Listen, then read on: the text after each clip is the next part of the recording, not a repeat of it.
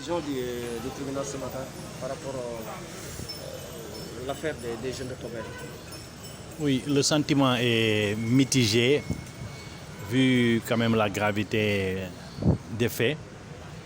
Mais vous me mépriseriez si je disais que je ne suis pas satisfait. Si, parce que en partie, dans la mesure où l'ensemble des 22 prévenus ont été renvoyés de fin de la poursuite, en ce qui s'agit le délit grotesque d'incitation à la rébellion par voie d'Internet.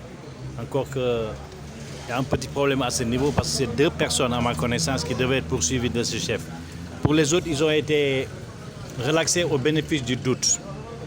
En ce qui s'agit de l'infraction tenant aux blessures et violences exercées sur des agents de la force publique dans l'exercice de leurs fonctions.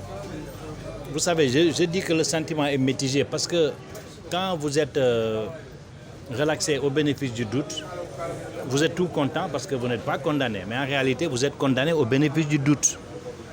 Il y a une part de doute donc dans l'esprit du juge. Et c'est ce qui fait un peu mal dans ce genre de situation.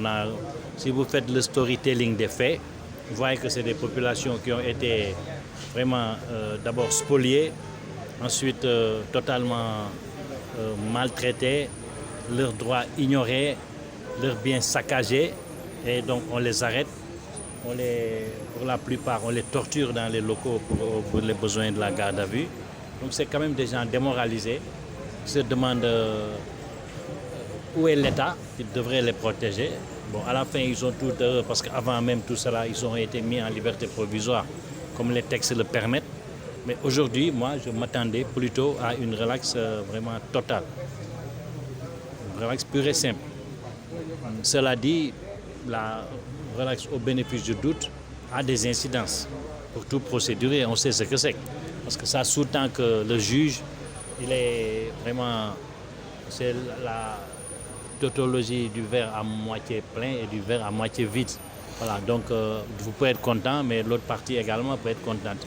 Et dans ce dossier, je pense que s'il y a quelqu'un qui devait s'asseoir sur le banc des accusés, c'est bien les ICS, les industries chimiques du Sénégal. Tu devrais avoir honte de constituer aujourd'hui un îlot de prospérité dans un océan de misère. Tu devrais avoir honte également de dépenser beaucoup d'argent, je le dis et je pèse mes mots, pour réprimer des gens alors que cet argent-là devrait servir à les indemniser plus tôt.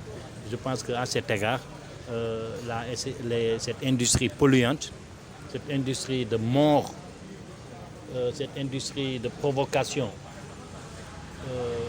aura du pain sur la planche parce que cette expérience, ce vécu douloureux, ont réveillé pas mal de ressentiment au niveau des victimes. Je pense que c'est un acte de déclaration de guerre auquel il sera répondu sous les formes les plus appropriées.